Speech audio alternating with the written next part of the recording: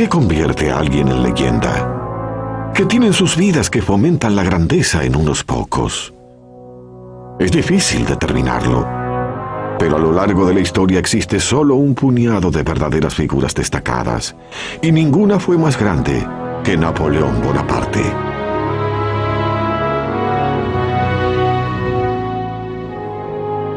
Esta es la tumba del más famoso gobernante del mundo, uno de los hombres más interesantes e indescifrables, y uno de mis personajes favoritos.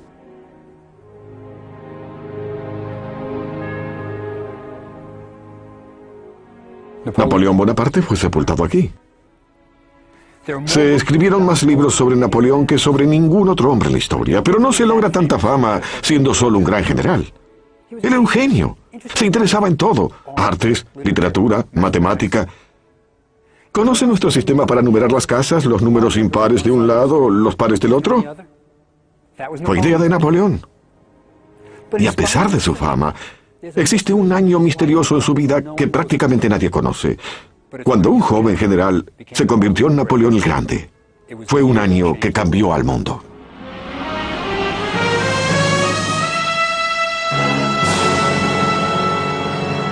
La obsesión de Napoleón.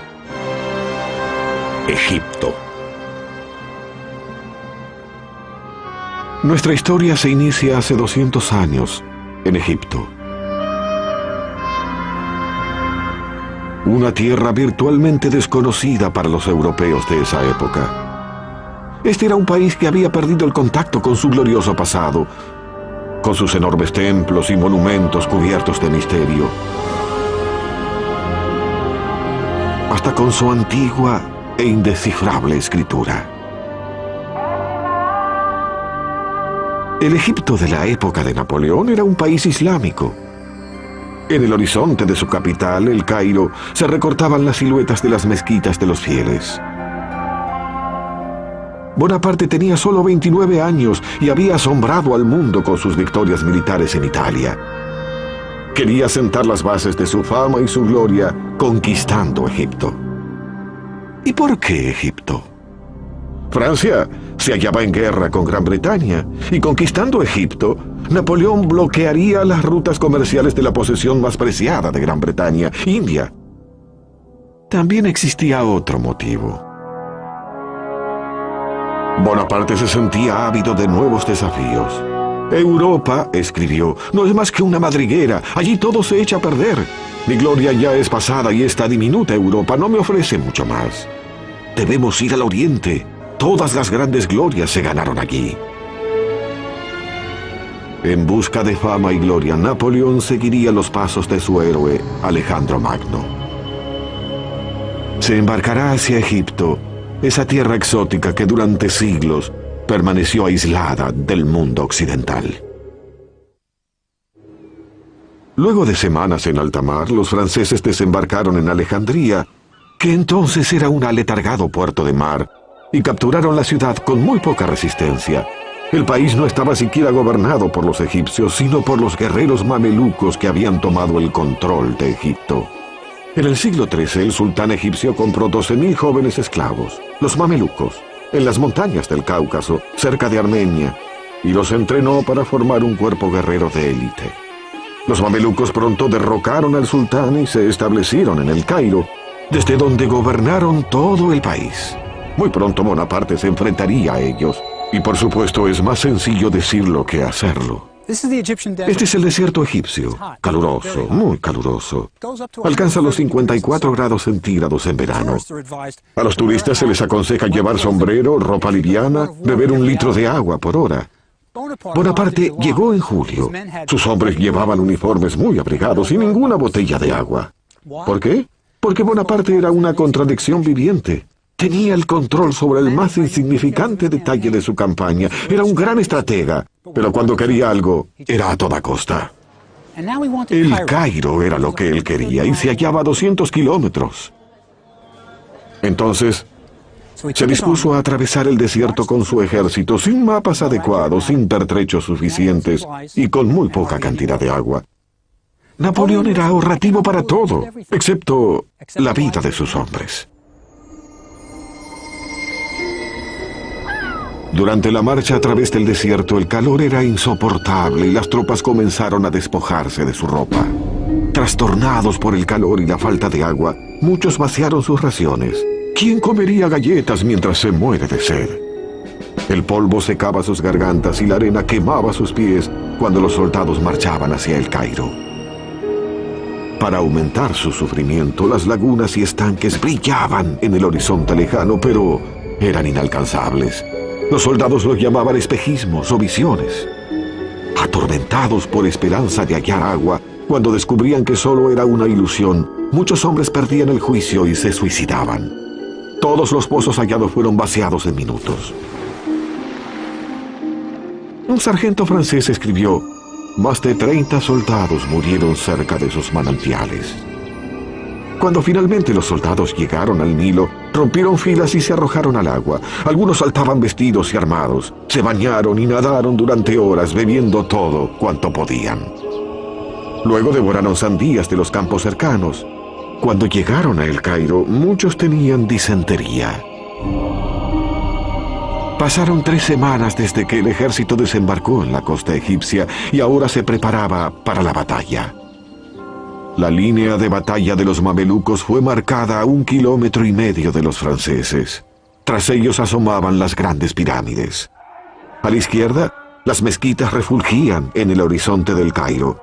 A las 2 p.m., en la hora más calurosa del día, el ejército francés se preparó para enfrentar a los mamelucos. Los mamelucos no eran simples soldados de caballería, constituían un orgulloso cuerpo de élite y no le temían a la muerte. Según sus creencias, quien muriese en batalla iría directamente al paraíso. Sus tumbas eran grandes y elaboradas. Bonaparte ordenó que sus divisiones adoptaran la conocida formación rectangular. Los rifles del lado de afuera, la reserva y la caballería por dentro, y la artillería en los vértices. La batalla de las pirámides fue distinta de cualquier otra. Por primera vez en la historia, un ejército profesional europeo enfrentaría a un cuerpo de élite oriental. Podría haberse publicitado como Oriente versus Occidente. Los mamelucos se hallaban cómodos y seguros. Sus vestiduras eran exóticas.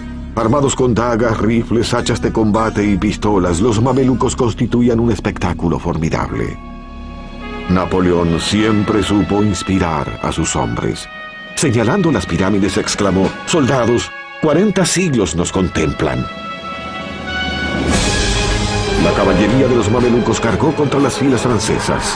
Las disciplinadas tropas francesas esperaron que los mamelucos estuvieran sobre ellos para embestir con una devastadora potencia de fuego. El ataque fue repetido nuevamente con el mismo resultado. Los cadáveres de los mamelucos regaron el campo de batalla. Del vencedor será el botín, y los franceses estaban dispuestos a tomar su parte. A los mamelucos caídos en la batalla, los despojaron de sus joyas, oro, plata, las armas más valiosas. Esta era la recompensa a tanto sufrimiento. El panorama era alentador. Bonaparte había conquistado Egipto. Había capturado el Cairo y sus oficiales se apresuraron a instalarse en los palacios que los mamelucos habían abandonado en su retirada. Heredaron incluso sus harenes. En cierto sentido, el Cairo, 200 años atrás, conformaba 2 ciudades en una. Estaba el Cairo de las masas, con sus bulliciosos bazares que ofrecían productos exóticos de todas clases, desde incienso y mirra a gorros de moro. Los artesanos realizaban cestos, alfombras y vasijas. Los soldados franceses se movían fascinados por estas ferias y ofrecían los botones de sus uniformes a cambio de mercancías orientales. Además de exóticas y maravillosas piezas de bazar, existía un mercado de esclavos extranjeros donde por el salario de un mes se compraba a una joven esclava. Y estaba también el Cairo glorioso de los mamelucos, cuyos misteriosos palacios rebosaban de salones ocultos. Allí las mujeres del harén, enclaustradas, miraban entre las rendijas cómo los hombres conversaban y comían.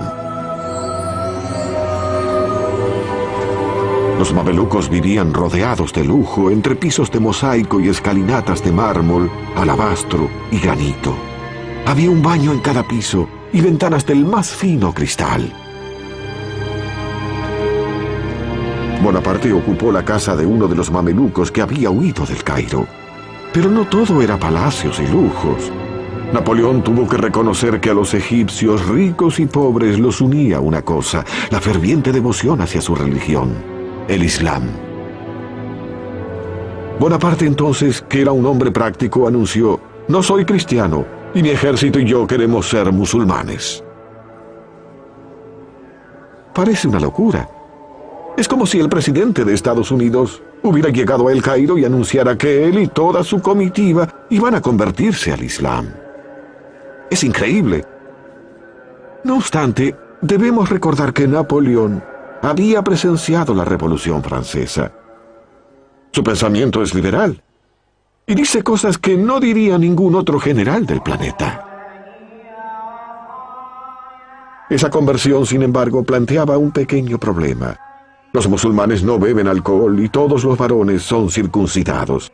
Dos perspectivas que poco entusiasmarían a un soldado francés. Cuando el ejército se estableció en El Cairo, Bonaparte se sintió complacido. Había vencido a los mamelucos y era el amo de Egipto. Pero se desató una tragedia. Napoleón había vencido a los mamelucos y había tomado posesión de Egipto, pero su suerte iba a cambiar. En esta bahía de Abu Qir, en la costa mediterránea de Egipto, Napoleón se enfrentó al desastre. Es que no estaba solo. La flota británica, comandada por el más grande almirante de Inglaterra, Horatio Nelson, había estado buscando a su enemigo francés. Y en Abu Qir, finalmente arrinconó a su presa. El almirante francés quería trasladar sus buques de guerra a un muelle más seguro, pero Napoleón insistió en permanecer en aguas egipcias. Esa decisión sería muy costosa, porque la bahía de Abu Qir es la pesadilla de un almirante. Una bahía desprotegida, de aguas poco profundas, que en la actualidad solo es usada por pescadores que no soñarían con amarrar por una noche y mucho menos anclar durante un mes. El almirante francés Bruy ancló su flota lo más cerca de la costa que le permitió su osadía y apuntó con todos sus cañones en dirección al mar, por si Nelson los hallaba, que fue exactamente lo que ocurrió. A las 2 de la tarde del 1 de agosto, Nelson divisó a toda la flota francesa en la bahía de Abu Qir. A la velocidad que llevaba, podría atacar a las 6, y solo quedarían un par de horas de luz. Nelson decidió emprender la batalla naval más espontánea de la historia. Los franceses suponían que los británicos iban a luchar de la manera acostumbrada, esperar el amanecer, enfrentar sus barcos con los de los franceses y disparar hasta que uno de los dos se rindiera. Pero Nelson dejó a un lado el libro de procedimientos y se dispuso a atacar. Cuando los barcos británicos se acercaban a la línea francesa, vieron que podían ubicarse entre la costa y las naves francesas ancladas. Como jamás esperaron ser atacados desde la costa, los franceses no tenían armas apuntando en esa dirección y la batalla se tornó en derrota. Mientras la furia de la batalla se precipitaba en la noche, el aire se henchía con el rugido de los cañones y los gritos de los heridos y moribundos.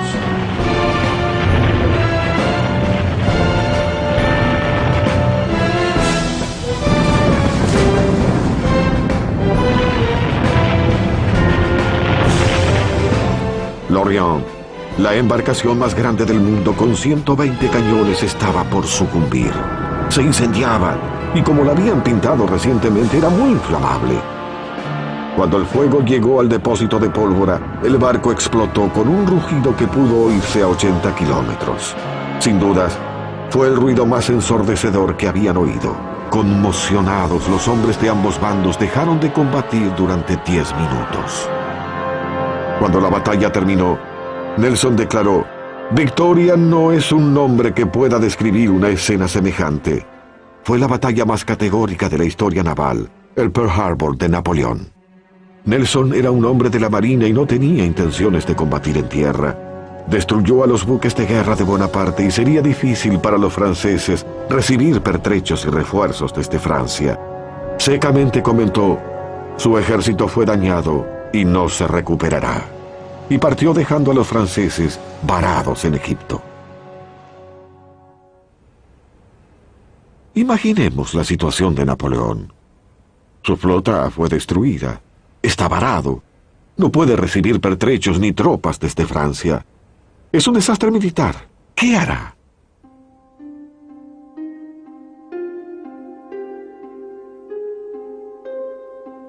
Funda aquí un instituto científico. No era un soldado común. Era un general con un ánimo increíble y una gran capacidad intelectual. El Instituto de Napoleón estaba compuesto por científicos, académicos y artistas a quienes había llevado con él para estudiar todos los aspectos de Egipto. Uno de mis favoritos era Vivant Denon, el artista que ayudó a Bonaparte a llevar el arte italiano a Francia durante la campaña de Italia.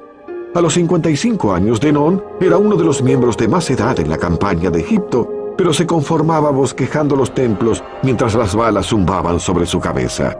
Además estaba el general Caffarelli a cargo del cuerpo de ingenieros. Había perdido una pierna luchando en Alemania y caminaba ágilmente con una de madera. A Bonaparte le agradaba su buena disposición y llevaba a Caffarelli a todas partes. En la primera sesión del instituto, Bonaparte, que era su vicepresidente, sugirió algunos temas de investigación para los científicos. ¿Cómo mejorar el pan? Era francés. ¿Existen materias primas para fabricar pólvora en Egipto? Era un soldado. ¿Cómo podemos perfeccionar el sistema legal? También era un pensador. Los científicos eran libres de investigar los temas por su cuenta, e incluso el más tímido de todos se hallaba más ansioso por explorar las pirámides que por hurgar en los hornos de pan. Una vez formado el instituto, Bonaparte estuvo listo para su excursión a las pirámides. Y como a cualquier otro turista, le habrán mostrado una momia. Cuando Bonaparte visitó las pirámides, debió sentirse realmente impresionado. Recordemos que la Gran Pirámide duplicaba en altura a todos los edificios de Francia. Antes de la Torre Eiffel, este era el edificio más alto de la Tierra. Napoleón ordenó a algunos soldados escalar la Gran Pirámide, pero él permaneció en la base. Poseía una aguda mente matemática y calculó que en las 3 pirámides había suficientes piedras para construir un muro de 3 metros de altura por 1 metro de espesor que rodease toda Francia. Mientras Bonaparte soñaba con construir un imperio en Oriente, en París tenía verdaderos problemas. Estaba por desatarse un escándalo que lo marcaría por el resto de su vida. Antes de partir hacia Egipto, Napoleón había desposado a Josefina, una viuda mayor que él, de escandalosa reputación. Apenas su esposo llegó a Egipto, Josefina tuvo un comportamiento digno de su mala fama y su falta de moderación. Gastó el dinero de su esposo como si no tuviese fin y compró Malmaison, un castillo en las afueras de París, que amobló fastuosamente. Era indiscreta y se paseaba por París en compañía de jóvenes apuestos y elegantes. Eso dio que hablar. Napoleón prefirió ignorar las cartas que revelaban sus infidelidades y desoír lo obvio. Sabía entender a los hombres. Podía lograr que hiciesen su voluntad. Pero si se trataba de mujeres, no tenía idea. Si la hubiera tenido, jamás se habría casado con Josefina. Pero finalmente Bonaparte se vio obligado a aceptar las infidelidades de Josefina. Afligido ante su vida licenciosa, Napoleón halló consuelo en los brazos de Pauline Furet, una joven de 20 años, esposa de un teniente. El teniente Furet fue despachado hacia París y Pauline se mudó a una mansión cercana a la de Napoleón. Mientras el amorío prosperaba, el Instituto Científico comenzó a estudiar Egipto. El artista Denon se sentía apabullado por la grandiosidad de la Esfinge y escribió: aunque sus proporciones son colosales, los contornos que se preservan son exquisitos y delicados. La expresión del rostro es afable, suave y serena. La boca, de labios gruesos, tiene la sensualidad que brinda una ejecución refinada y es verdaderamente admirable. Es la vitalidad de la carne. Denon deseaba ver el resto de Egipto y acompañó entonces al ejército francés, que perseguía a los mamelucos hacia el sur. Sería el primero en bocetar los monumentos del antiguo pasado de Egipto en la región meridional. Tendría la oportunidad de aventurarse en los grandes templos de Karnak y Luxor, bocetar las misteriosas tallas del Valle de los Reyes, contemplar el coloso de Memnón, y todo quedaría registrado. Su único temor era no contar con el tiempo y los materiales suficientes. En realidad se quedó sin lápices y resolvió el problema derritiendo balas de plomo e improvisando. Aún hoy los llamamos lápices de plomo. Conmovido por las antigüedades de Egipto, Denón pedía constantemente más tiempo a los soldados para dibujar templos y tumbas. Fue el primer artista profesional que ingresó en el Valle de los Reyes, la legendaria sepultura de los faraones de Egipto. Denón jamás había visto un paisaje semejante, un valle aislado bajo el sol abrasador, desprovisto de vida, donde, excavadas a los costados del valle, se divisaban unas cuevas taponadas de escombros. En su interior se hallaban las tumbas de los reyes. Estaba desesperado por registrar sus pinturas de brillantes colores. ¿Cómo iba a ser posible dejar atrás ejemplares tan valiosos sin haberlos copiado? ¿Cómo regresar?, dijo, sin ningún boceto para mostrar. Febrilmente exigí un cuarto de hora y me dieron 20 minutos. Una persona iluminaba cada objeto que yo le señalaba y completé mi tarea con buen ánimo y precisión. Denón no fue el único científico que trabajó en el Valle de los Reyes. Los jóvenes miembros del instituto, René de Villiers y Prosper Jollois, estaban viviendo la más grande oportunidad de sus vidas. Cuando los faraones fueron sepultados aquí, las pirámides tenían ya 1000 años de antigüedad. Eran monumentos arcaicos. Por eso los reyes de Egipto eligieron un sitio coronado por una pirámide natural para proteger sus tumbas.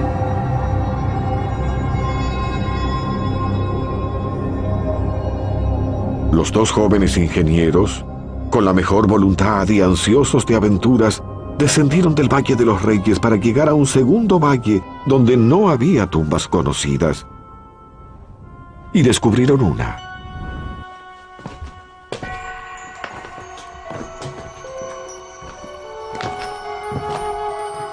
Tras atravesar a duras penas los pasadizos, cuesta abajo llegaron hasta un foso diseñado para desviar el agua de lluvia y proteger la tumba.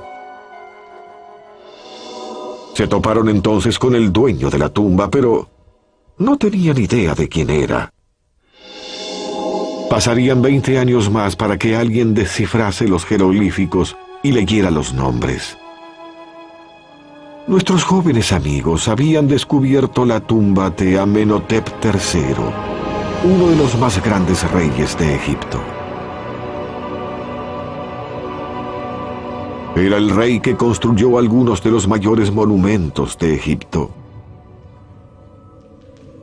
Tampoco sabían que Amenhotep había reinado 38 años, tiempo suficiente para construir una enorme tumba.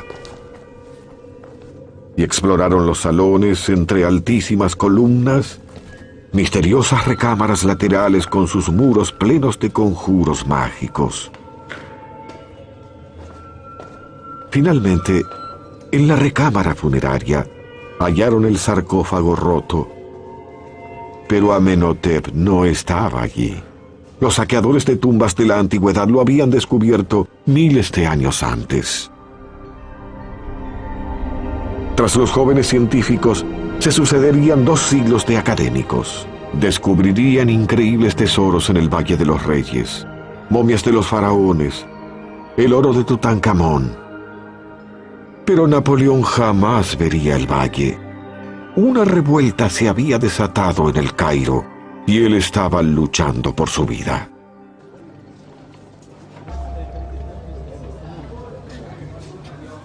En las cafeterías del Cairo, como en la actualidad, los egipcios se reunían a fumar y beber el intenso café turco. Prohibido pedir leche. Inevitablemente se hablaba de política y de la invasión francesa, pero se murmuraba sobre la revuelta. El poder de Bonaparte sobre la ciudad estaba desmoronándose. Bonaparte había tratado de convencer a los egipcios de que era un musulmán como ellos, su amigo y libertador. Pero nunca le creyeron. Además, los impuestos del ejército eran asfixiantes y existían otros problemas. Un escritor árabe de la época observó: la presencia de los franceses en el Cairo era intolerable, especialmente porque los egipcios veían a sus esposas e hijas transitando las calles sin velo y comportándose como propiedad de los franceses, con quienes eran vistas en público y con quienes cohabitaban. Ante estos hechos, los musulmanes morían de vergüenza. Comenzaban entonces a bullir los signos de una revuelta. De sus púlpitos, los líderes religiosos del Cairo predicaban contra los franceses infieles, y el 21 de octubre se desató el infierno. Uno de los líderes religiosos exclamó: «Quienes crean en un solo Dios, diríjanse a la mezquita de Al-Azhar. Hoy es el día de combatir al infiel». A las 6 de la mañana, los fieles musulmanes recorrían las calles del Cairo con varas y mosquetes. Pronto, pequeños grupos de soldados franceses fueron atacados y el general Dupé, comandante del Cairo, fue asesinado. Bonaparte, encolerizado, ordenó que los cañones del Alcázar apuntaran hacia la mezquita de Al-Azhar y todo lo que hubiese cerca. El asalto duró 12 horas. Un relato árabe dice: este bombardeo fue tan terrible que la gente corría por las calles buscando refugio en los huecos. Finalmente, los rebeldes egipcios que se ocultaban en la mezquita se rindieron. Aún hoy se pueden ver las marcas del bombardeo. Fue entonces cuando Napoleón echó todo a perder. Sus soldados entraron a caballo en la mezquita. Eso es inconcebible. A una mezquita ni siquiera se entra con los zapatos puestos. Ningún partidario del Islam habría permitido eso. La revuelta del Cairo pudo haber terminado, pero también se acabó la posibilidad de que Bonaparte lograse el apoyo musulmán. Cuando los jeques se presentaron al día siguiente ante Bonaparte, él parecía conciliador. Incluso ordenó hacer un cuadro donde se lo veía perdonando a los cabecillas. Sé que muchos de ustedes han sido débiles, pero me gustaría creer que ninguno es culpable. Y cuando los jeques se retiraron, Napoleón ordenó que quienes se habían levantado en armas contra él fueran rodeados y conducidos al cuartel general del ejército en el Alcázar. Allí, en secreto y en el medio de la noche, los rebeldes fueron decapitados y sus cuerpos arrojados al Nilo. Napoleón estaba aprendiendo a conducirse como un dictador de Medio Oriente. Bonaparte llevaba solo 4 meses en Egipto, pero ocurrieron muchas cosas.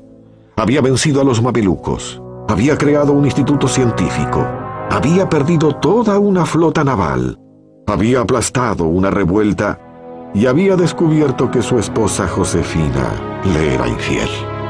Ahora se enfrentaba a otro problema. Los turcos estaban reuniendo sus tropas en Tierra Santa. Entonces Bonaparte decidió marchar sobre ellos y destruirlos antes de que se convirtieran en una verdadera amenaza. Su ejército recorrió una aldea tras otra sin hallar resistencia, hasta llegar a Jaffa, que es hoy un suburbio de Tel Aviv. Dentro de la ciudad amurallada, 3.000 soldados turcos resistían junto a los ciudadanos. Bonaparte bombardeó la ciudad con todo lo que tenía. Envió emisarios para disponer las condiciones de la rendición, pero los turcos los mataron y exhibieron sus cabezas en las murallas. Cuando las tropas francesas finalmente tomaron la ciudad, enloqueció. Bonaparte anotó en su diario: la furia de los soldados estaba en su punto máximo. Todo el mundo fue pasado por las armas. Una vez saqueada, la ciudad experimentó todos los horrores de una ciudad tomada por asalto. La masacre fue terrible. Los soldados se convirtieron en bestias que hundían sus bayonetas en ancianos y bebés, dejaban a las jóvenes refugiadas en los brazos de sus madres muertas, mientras en el aire flotaban las súplicas de los caídos. Pero fue solo el principio. Esta playa no siempre fue escenario de recreación familiar. Cuando Napoleón estuvo aquí, se rindieron 3.000 soldados turcos porque Bonaparte les había asegurado que serían tratados como prisioneros de guerra. Cuando Napoleón vio a sus oficiales regresar con varios miles de prisioneros, se preguntó: ¿qué haré con todos ellos?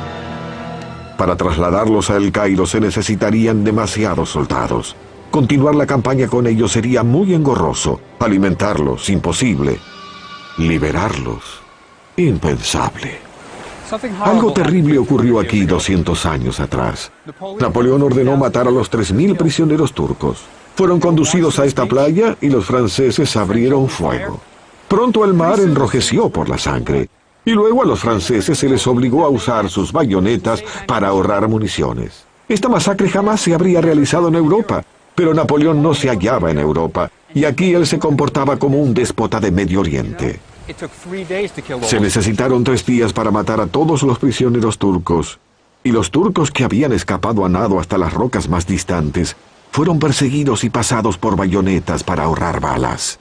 Bonaparte necesitaría todas las municiones posibles. Sus problemas apenas comenzaban.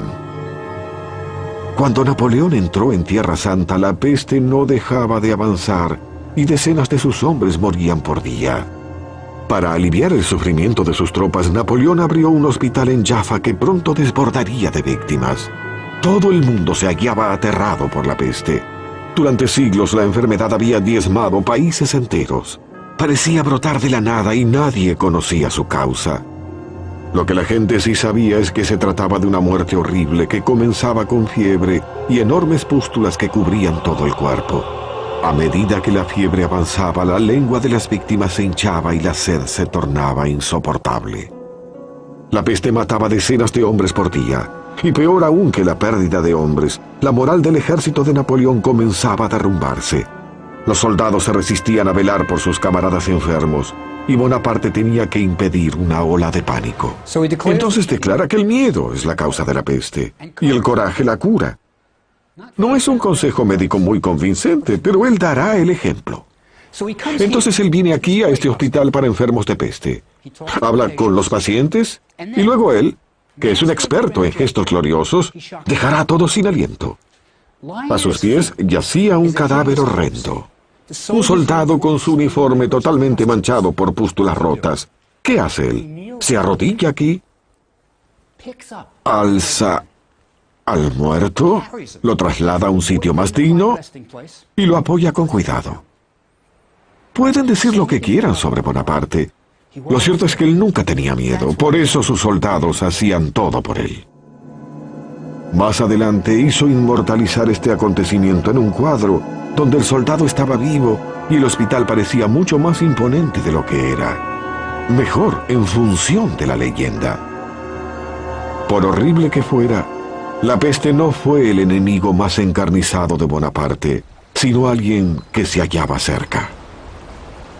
Cuando el ejército de Napoleón llegó a la ciudad de Acre, se enfrentó a uno de los tiranos más crueles de Tierra Santa, Cesar Pasha. Cesar era el carnicero porque a muchos de sus servidores les faltaba una oreja o un ojo como castigo por algún error.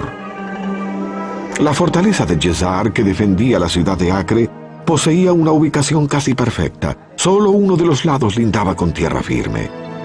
Era un dato crucial para la batalla que iba a producirse. Existen 2 tácticas básicas si el enemigo se halla protegido dentro de una fortaleza. A. Acampar frente al fuerte y dejar que muera de hambre. B.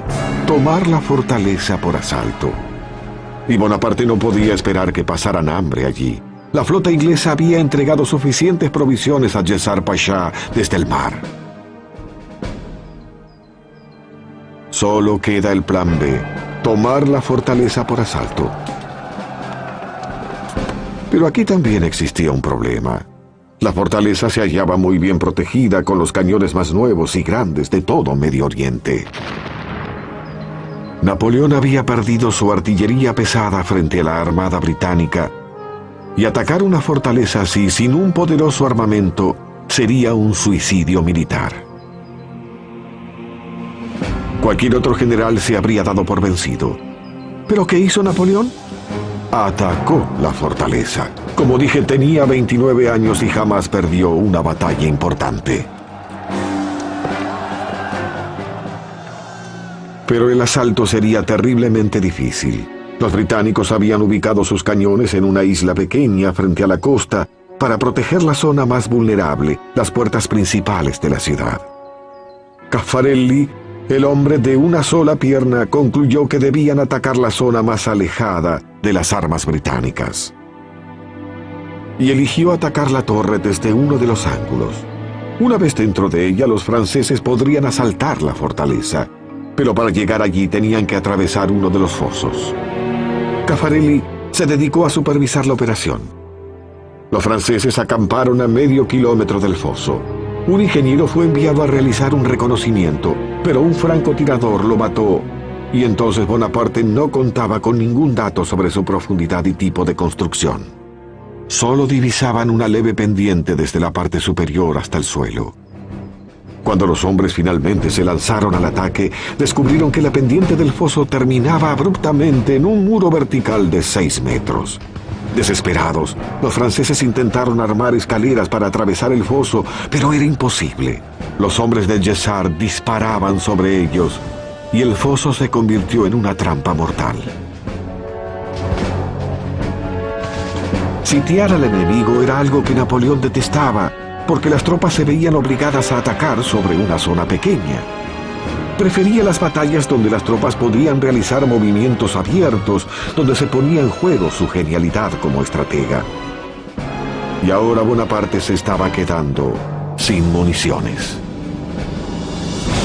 Entonces mandó distribuir un bando especial alentando a sus hombres a hurgar en el campo de batalla y recuperar las balas de cañón. A cada hombre se le pagaba según el tamaño de la bola de cañón que lograba recuperar. Algunos soldados emprendedores construyeron una fortificación falsa en la playa y esperaron que Jessart o los británicos disparasen las detonaciones más grandes, porque era más fácil desenterrar las balas de cañón de la arena y les pagaban el doble por su tamaño mayor. Los soldados darían buen uso a ese dinero extra porque no se les pagaba desde hacía meses. A pesar de los esfuerzos de Bonaparte, Acre no cayó y se difundió la noticia de que más tropas turcas se preparaban para invadir Egipto. Napoleón tuvo que levantar su tienda y retirarse furtivamente en medio de la noche. Había experimentado su primera gran derrota en batalla. Pero eso no se vislumbraba en el mensaje que envió a El Cairo. «He arrasado el palacio de Jessart y las murallas de Acre», decía, «y he bombardeado la ciudad de tal manera que ni una roca quedó en su lugar». Eso es controlar la situación. En la actualidad la fortaleza está en pie, en las costas de Israel.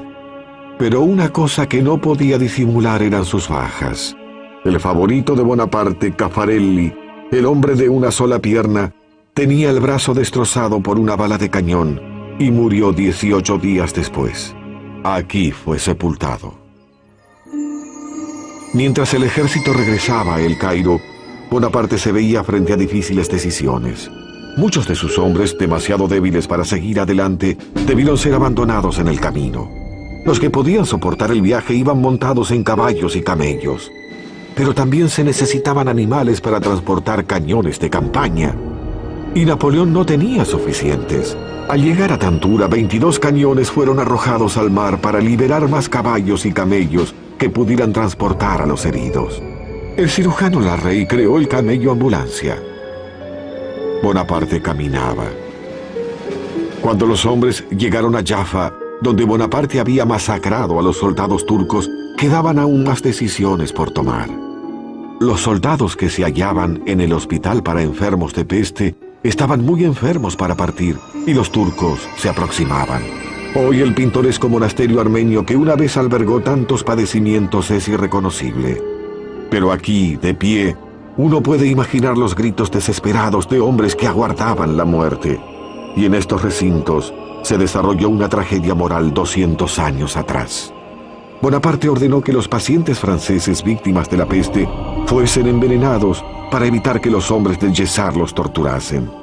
El veneno fue administrado por el farmacéutico en jefe del ejército, quien deliberadamente administró dosis pequeñas a los pacientes y algunos vivieron para contar la historia. Bonaparte insistió en que el veneno fuera dejado junto a la cama de los pacientes para que ellos pudieran ingerirlo voluntariamente. Cuando Napoleón finalmente se aproximó a El Cairo, ordenó detener las tropas. Tenía un plan. Los heridos fueron trasladados a las aldeas de las afueras. Los sanos formaron según su rango. Las banderas capturadas fueron desplegadas al frente. La banda comenzó a tocar y el ejército entró en el Cairo de manera triunfante a través de Bab el Nasser, el portón de la victoria. No solo ingresó a través del portón de la victoria, sino que cambió los nombres de sus torres por los de sus compatriotas. Las inscripciones aún están a la vista. Bonaparte era un héroe, al menos esa fue su versión. En el fondo de su corazón, él sabía que la campaña de Egipto se había perdido, aunque estaba lejos de haber terminado. Napoleón comprendió que su campaña a Egipto estaba perdida. Su derrota en Acre era terminante y estaba perdiendo cientos de hombres cada día en manos de la peste, y no había formas de recibir refuerzos. Pero, si la gloria no se hallaba en Egipto, tal vez lo aguardaba en Europa. Convocó a su segundo, el general Kleber, a la fortaleza de Rosetta, pero era una cita que Bonaparte no tenía intenciones de cumplir. Mientras Kleber se dirigía hacia la fortaleza, Napoleón se hallaba a kilómetros de distancia en la costa de Alejandría, embarcándose. Iba a abandonar Egipto para siempre. No le avisó a Pauline, su amante. No le avisó a su ejército. No le avisó incluso a su segundo, el general Kleber. No deseaba enfrentarse a ellos personalmente. En su lugar, dejó un paquete con esta carta. Es muy reveladora de su carácter. Vean esto. Cuenta aquí que ciertos acontecimientos europeos lo obligan a regresar a Francia. Y aquí abajo dice: lamento dejar a mis soldados por quienes siento gran apego, pero solo será por un tiempo. Mucha suerte. Pobre Kleber. Queda a cargo de un ejército diezmado por la peste, sin esperanzas de refuerzos. Y lo peor, Bonaparte le pide que siga recaudando impuestos y logrando victorias militares. Bonaparte se salió con la suya nuevamente, da un vuelco positivo a su propio desastre militar. Y ese vuelco funcionó. Cuando Bonaparte regresó a París, no lo hizo como un general vencido que había abandonado a un ejército diezmado. Regresó como un héroe. Inmediatamente acuñó monedas que lo mostraban como el libertador de Egipto. Conmemoró victorias que jamás tuvieron lugar. En una medalla aparecía entrando en Egipto como un emperador romano en una carroza tirada por 2 camellos. Eso es ser insolente. Había perdido la mitad de su ejército, pero todos le creían. En pocas semanas toda Francia se hallaba a sus pies. Sus sueños de gloria cambiaron la vida de muchos.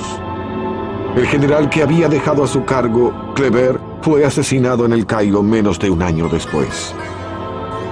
El ejército continuaba siendo diezmado por la peste y finalmente se rindió ante los británicos en 1801. Muchos se consideraban afortunados de haber escapado con vida.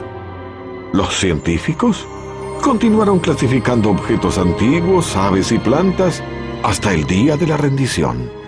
Cuando supieron que sus dibujos y colecciones iban a ser confiscados, dijeron que preferían dirigirse a Inglaterra con sus especímenes que regresar a Francia sin ellos. Los británicos amablemente les devolvieron todo, es decir, casi todo. Algunos académicos dedicaron su tiempo a copiar inscripciones jeroglíficas, esperando que su trabajo permitiera descifrar el idioma antiguo. Y tuvieron su oportunidad. Mientras los soldados apuntalaban los cimientos de la fortaleza de Rosetta, se toparon con unos bloques antiguos con inscripciones jeroglíficas. Entre ellos, una gran piedra llevaba las mismas inscripciones en egipcio y griego antiguos. Sabían que se trataba de algo importante.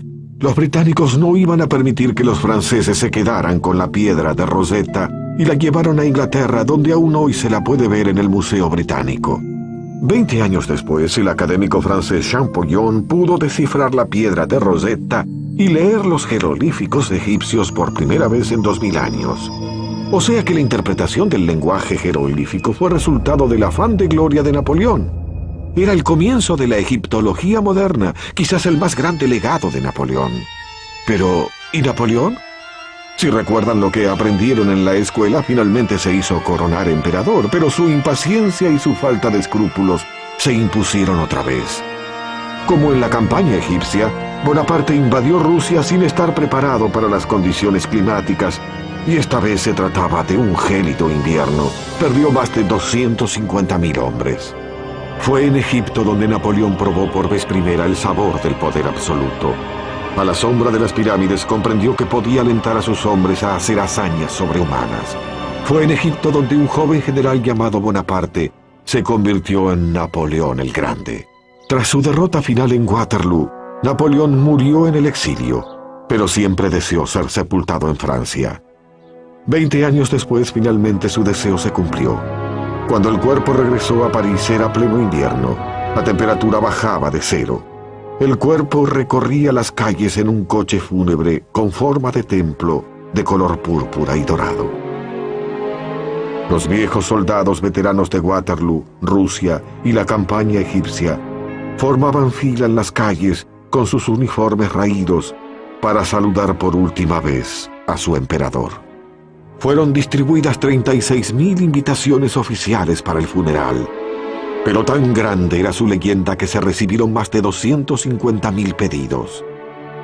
A pesar de sus defectos, Napoleón Bonaparte fue un gran hombre, un visionario que no tuvo límites, y sus hombres se enorgullecían de haber sido parte de su visión. Y aquí yace su epitafio: que en paz descanse bajo esta cúpula, es el yelmo en la cabeza de un gigante.